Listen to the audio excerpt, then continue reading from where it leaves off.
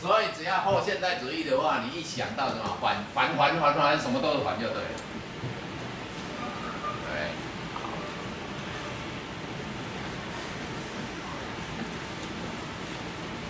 我们说现代主义一个最大的特征是什么？现代主义我们假如说工业革命好了，从工业革命算现代主义的。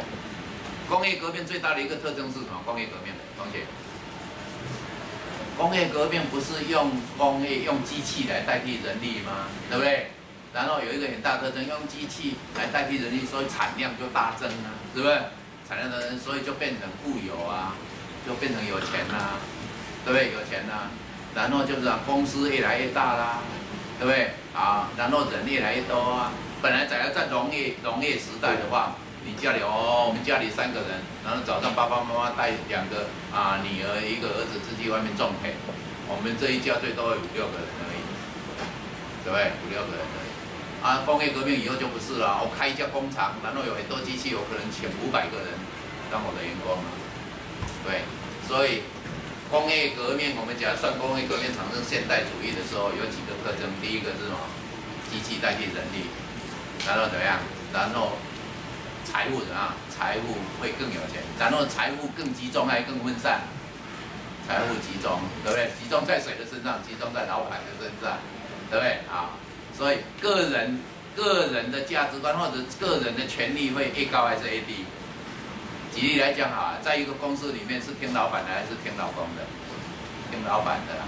你假如说我们一家人在农业时代的话连这一家去做农的话，搞不好儿子的力气比爸爸大，到时候可能爸爸要听儿子的，对。但是我开了一家公司以后你底下的员工有可能是我老板听你的嘛？那你们每一个人说下个月要加薪，我就加薪吗？对不对？你们说下个月加薪1000块，老板一定怎样？我1块都不加，对不对？好，对。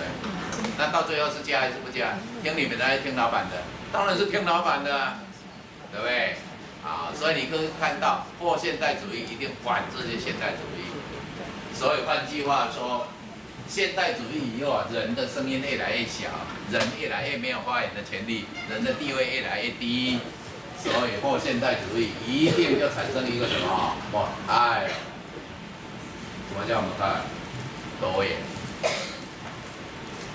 所以为什么现在会有多元？在心理上会有多元智力、多元教学、多元评量、多元什么？就是因为怎么样？就是因为后现代，后现代在反现代。因为自从16世纪工业革命以后，人越来个人越来越没有声音，个人越来越不受重视，个人的地位越来越低，对不对？所以后现代主义假如在教学上的话，在课程上的话，一定是什么？一定是多元文化的教材会纳入课程教材。为什么？后现代主义，对不对？因为要多元，每一个人都要让他讲话，对不对？所以后现代主义假如在哲学上，第一个一定是什么？反对单一的。对单一的思考，对单一的看法，单一的什么，一定是这样所以你知道它的本意的话，其实你看了以后你就很容易记。你看了书本上写的就很容易记，否则的话，你傻傻的我写的5点让你背的话，背起来你又不知道所以然对不对？为什么会这样写？对，所以我们说后现代主义的课程观，你们念课程的话，后现代主义的课程观，第一个一定是什么？选择题也常考。是赞成还是反对泰勒的目标模式设计？后现代主义的课程观，第一个是反对泰勒的目标。我们说泰勒的课程设计就是目标模式课程设计嘛，对不对？你们念过课程理论，很重要泰勒是不是目标模式课程设计？对呀，对，泰勒的目标模式。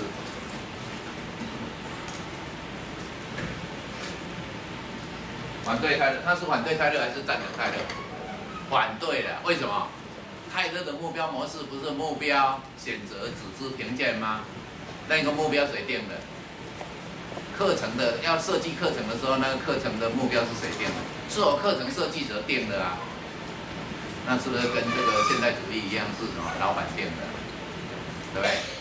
所以后现代主义的课程观一定反对泰勒的目标模式课程设计。为什么？为什么只听你老板的？一定是反对。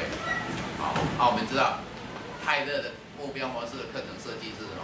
是目标、选择、组织、评鉴。那个目标是什么？那个目标是课程设计者定的，一个人定的课程目标。对，好。所以换句话说，你知道它的原理的话，其他后面的东西你都很容易记。就是要记的话，你会记得容易记，而且记得长久。哦，否则的话，我假如写一个说啊，后现代主义的哲学观点是什么？我写6点让你去背，你会背得糊里糊涂。为什么？这怎么会这样？怎么会这样？怎么会这样？对不对？好，所以你看那个后现代主义的课程观一定有一个什么？没有绝对的真理。什么叫没有？你是怎么会没有绝对的真理？所谓就像我刚才讲的，在这个工业革命时代，在这个现代主义的时代，谁讲的话是真理？你们说要加薪，我老板说不加薪，谁讲的话是真理？我老板讲的才真理啊，我就不加薪呢，对不对？好，所以他讲的这个说为什么会没有绝对真理？换句话说，后面还有一句话，真理要怎么样？真理要多个人多个面向这样来谈，那个才会成为真理，对不对？好，就是说有时候你来说一说，有时候我说一说，我看看哦，你看看，对不对？啊，在课程的世界一样啊，哪有绝对的真理，对不对？啊，换句话说，主流的意识者就是真理的，所以不能这样，对不对？所以就像以前你们在讲课程的时候，你们的时候可能没有，我们小时候啦，国小的国语课本都有吴凤那一课啊，吴凤，你们知道吧？你们大概没有念。吴凤那一课是写什么？吴凤是汉人还是原住民？吴凤是汉人啊。在课程里面的编辑者大部分是汉人还是原住民？是汉人啊，所以一定是以汉人为主的什么观点，对不对？所以写到吴凤是什么？哦，去那里当县治就当县长啊，多人处多好啦。看到原住民，讲到原住民就是什么会杀人头啦，很野蛮啦，很野蛮啦什么的，那个就是什么用原住民用汉人观点来看人家，对不对？啊，原住民真的都是杀人，都是野蛮吗？对不对？好，然后吴凤就那么伟大，穿着红衣服呢，让他射下来，哇，很后悔啊，怎么样？对，不知道是真的还是假的。好，对，啊，那个就是什么？从汉人的观点来看原住民，所以那不是真理。真理的话，那有时候你要从原住民来看汉人，对不对？啊，假如原住民来看的话，汉人很可恶啊，对不对？把原住民就骗啊，然后把那土地抢来啊，对，啊，所以真理到底是什么？从他来看的话是这样啊，从你去看是这样，对，好，所以你看，所以本来嘉义县嘉义县靠近阿里山，中埔内埔再过去的话，以前有一个乡叫吴凤乡，你叫吴凤乡，后来从那个十几年前政党轮替以后，有原住民中央行政院设了一个原住民委员会啊，原住民委员会就建议把这个吴凤乡改掉，所以现在嘉义县没有吴凤乡，原来的吴凤乡那个叫什么乡？叫阿里山乡。对，因为我念嘉义高中，我清楚的。对，啊，所以以前嘉义县有一个吴凤乡，在我们小时候的话有吴凤乡，现在要改阿里山乡，没有吴凤乡。对，所以这个就是什么？这个就是，所以你看到就是写怎么没有绝对真理是什么意思？对，其实后面还藏着说真理藏在什么？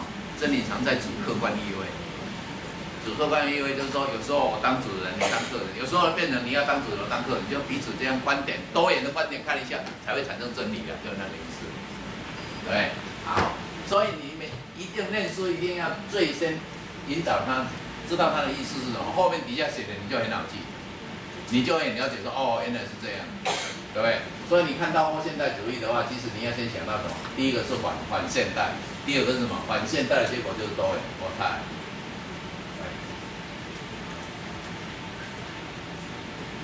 所以你看到后现代主义，不管是哲学观、课程观什么观，里面一定都隐藏着很多的什么多元，一定是这样，一定隐藏了很多多元，对。而且你能挂多点，几点？10:52，对。哦，10:52，我们这演出快结束了，那也不用休息了，不是就要讲到11点吗？对。我以为跟你们讲了好多题了，对不对？啊，好，3，好。本来要跟你们讲动机教育心理学，你们是11点以后是有老师要上课还是怎样？没有，不然是怎样？哦，那是考试哦。哦，模拟考几点要考？11点吗？还是？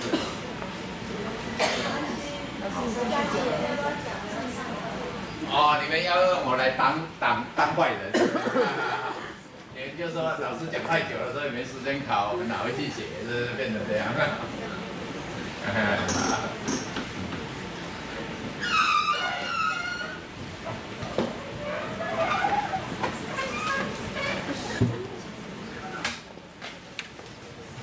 哎，动机那一题我上一次没讲吗？有没有听过？没有吗？教育心理学，你们假如回去再看第一次的那个教心哦，你们可以发现在8题里面，动机考了5题，那比这个更严重。啊，好，上次讲过的，没有。动机里面你有的，教育心理学啊，你回去看一看这。从第4题4、5、6、7、8、2、4、5、6、7、8，通通是考动机，通通是考动机，那你就知道哇，那真危险呢。8题里面就8年里面考5年呢，对不对？啊，8年里面考5年，所以换句话说啊，你只要教育心理学念完以后啊，你真的没有时间，一定要把一章就是说我只能再把一章这很重要的看一下，那你应该看哪一章？看动机，对，就是说我看完教育心理学以后，我在考试以前，可能只有1、2个礼拜，我认为我教育心理学大概只有1天能看，我只能看1天，而且1天的话大概只能看1、2章啊，就是说这里面只能看1天，不可能再从头看啊，对不对？啊，那你真正要看的，可能是你考前真的要看什么？可能要看动机，对，动机那一个。你回去的话，可以看到教育心理学里面第4题、第5题、第6题、第7题、第8题，通通是动机，啊。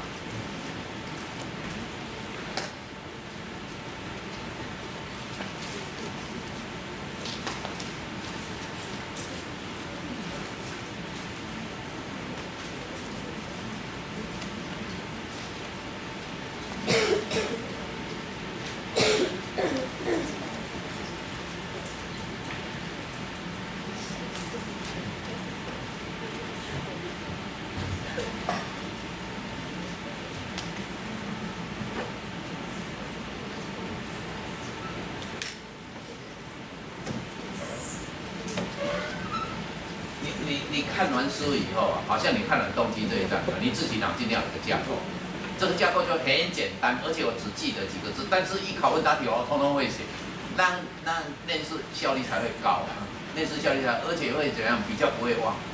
否则的话，你念一个小地方背一个，念一个小地方背，说实话，我现在只要问你的话，你一定忘，你一定答不出来，而且上到量不对，一点到量不对。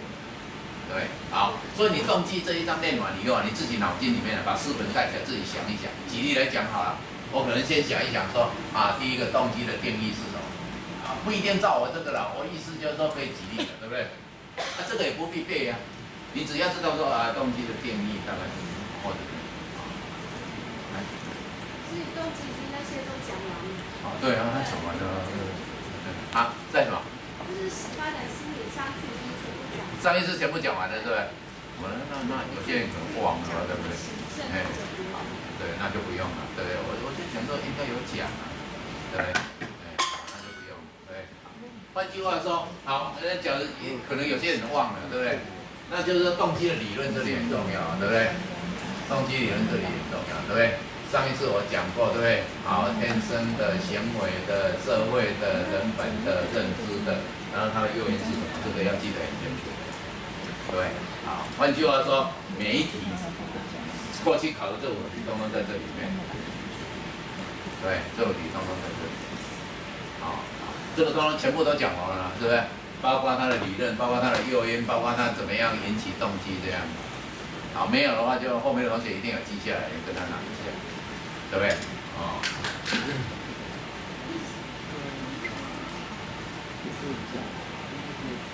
一点点，因为我没有带你。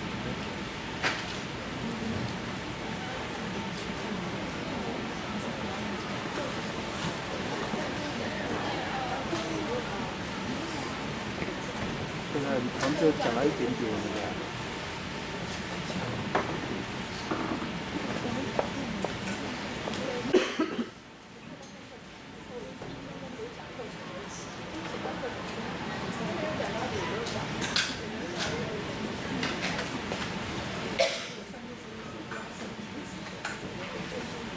好，我简单告诉你一下啊。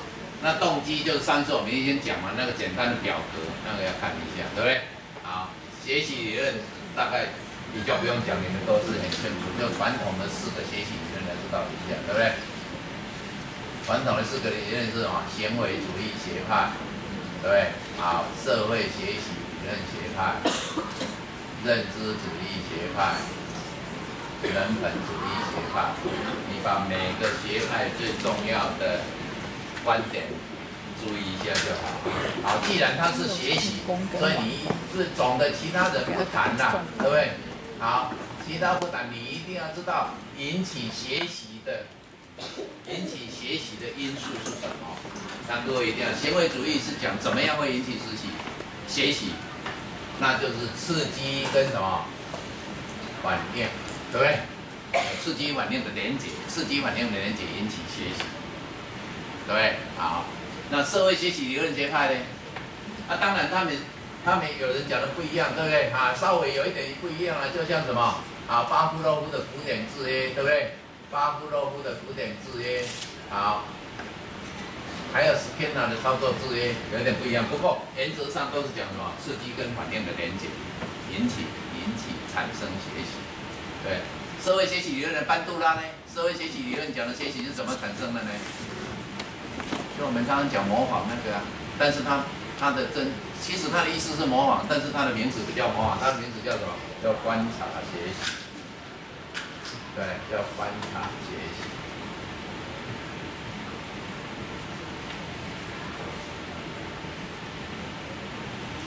观察学习，这是谁？班杜拉，对不对？认知主义呢？认知主义通常有3个人，对不对？认知主义通常第一个是谁？第一个是布鲁纳。布鲁纳我们讲发现式学习，发现式学习这个也考过一遍，对不对？考过1次问答题，对不对？好，第二个是奥斯贝尔的有意义的学习，对不对？有意义的学习。所以那个最大的架构你一定要把它记清楚，或者列到料你第二有，就最大的架构，这个是前面最大的架构啊，你一定要念，然后你再往下面念细部的，对不对？好，你最该记的是这里，而不是细部的地方，对不对？好，你们现在一个毛病就是细部的记很多，然后给你问回来的话，你不怎样？对，所以这个最大的架构，在学习理论里面，你一定要记得行为主义学习最重要的一个观点，不管是古典智慧、操作智慧，讲完了以后会引起学习的动机，就是刺激反应的连接，对不对？好，那社会学习呢？班杜拉讲的社会学习，不管讲的什么，最重要的就是观察学习，就我们口语上讲的那种模仿的那个意思，对不对？好，那认知主义通常在课本里面会讲3个人，第一个就是布鲁纳的发现式学习，第二个是奥斯贝尔的有意学习，第3个是葛内，这个你们知道对不对？这个你参考哦。葛内的学习条件说，对不对？好啊，不管是布鲁纳，不管是奥斯贝尔，不管是葛内，他们讲的认知主义，我们上次问过你们，什么叫 condition， 什么叫认知？什么叫认知？行为主义通常刺激反应，简单讲话，脑筋有没有用到啊？很少，对不对？这是看到别人怎么样的，看到别人摩托车摔断了腿，你就知道以后不要骑得太快。对，观察学习，认知主义原则上是讲什么？认知结果的改变，就是说你脑筋想法改变了。所以不管是布鲁纳的发现式学习，不管是奥斯贝尔，不管是葛内的。其实认知主义都是在讲一个认知结果的改变，要是以我们口语来讲的话，就是说你的脑筋想法不一样，对，啊好。人本的呢，人本的最常讲叫 logos 逻辑思，跟什么马斯洛。原则上是讲什么？人的学习是什么？是自动自发的，是自己的需求。换句话说是什么？是自愿的，是自动的。换句话说，人自己会感到有需求的时候，我就会去学，我不用人家来给什么刺激反应。刺激反应是别人，就像你们在教小朋友幼稚园一样。最常讲的行为主义就是说，拿一张卡片，这边画一只猫，后面写一个 cat， 猫给你看到转过来 cat， 看到猫 cat 啊，最后只要你看到前面我不转过来，你也知道 cat， 那个叫刺激反应，刺激反应，刺激反应，结果就是什么？你学到了，你学会了，看到猫就是什么 cat， 对不对？好，所以这个是观察别人，这个是认知结构改变。人本是什么？人本是不用别人脑，我自己认为我有需要。我自己认为我应该要学，我就会去学啦。所以学习理论的话，最重要就是这4个基本的学习理论，一定要记得一清二楚啊，很常考的。对，好，发展有很多发展我们常常讲说发展什么一大堆，对不对？我们刚才讲说生理的发展、动作的发展、情绪的发展、义务的发展、人格的发展、智力的发展啊，一大堆。但是最常考的有2个，而且可能要知道的，第一个是什么？第一个就是认知的发展啊。第二个叫人格的发展，这2个可能要加重看一下，这个大概每一个人都知道，对不对？认知的发展通常会讲第一个就是皮亚杰，对不对？第2个就是维古斯基，对不对？好，第3个就布鲁纳，对不对？好，皮亚杰最重要记得的就是这3个，对不对？皮亚杰讲发展，他是从生物的观点谈发展，从生物学观点谈发展。所以你记得这一个的话，我就是问你出一个题目说，请说明皮亚杰的认知发展理论的内容大要，里面一定有什么？你们国中就念过啊，你们国中就念过生物念过啊，达尔文的进化论啊，所以里面有什么？用进废退，对，适者生存。所以它里面是不是有基模？就像细胞啊，先有个基模。然后透过什么？透过同化调试，对不对？然后重新又组织。那所以你看，你只要记得他从生物学的观点的话，你是不是马上就讲到基模、同化、调试、组织再组织？那就是它的内容啊，就这样啊，对不对？好，所以你最先的教科最先的概念没有记清楚的话，我就是写后面给你背的话，你会背得很难过，对不对？你只要知道他是从生物学的观点的话，马上就讲到最基础的，就像细胞一样有个基模啊。对不对？好，认知开始就是你的认知结构里面，你的想法里面有个基模，然后接着会透过同化调试，然后重新再组织了，重新再改造，对，好，然后维古斯基呢？维古斯基从社会文化的观点，我要是讲你维古斯基的话，你马上一定至少可以写3个，也就只有这3个啊。社会文化，你的脑筋里面会从社会文化。什么叫社会？社会文化就是一定有人一大群嘛。动物，我们说动物跟人最大不一样是人类组织社会啊，动物通常比较少啊，除了蚂蚁什么以外很少。好，社会文化有一个社会的文化，人类最大跟动物不一样，就是这社会文化有一个东西可以传承很多的经验，但是包括什么？语文啊。对，所以社会文化里面会传承社会的文化，最重要的东西一定靠语文啊。所以维古斯基第一个认为。认知最重要的东西，一个是什么？一定是什么？语文呢，对不对？这个还用讲吗？一定是这样，对不对？好，语文在社会文化里面，语文的东西是什么？语文的东西就透过有经验的人，好像我老师教你啦，或者你父母教你啦，或者你去学学手的啦，人家师傅教你啦，对不对？有经验的人教你，有知识的人教你，那个叫做什么？那个叫做什么？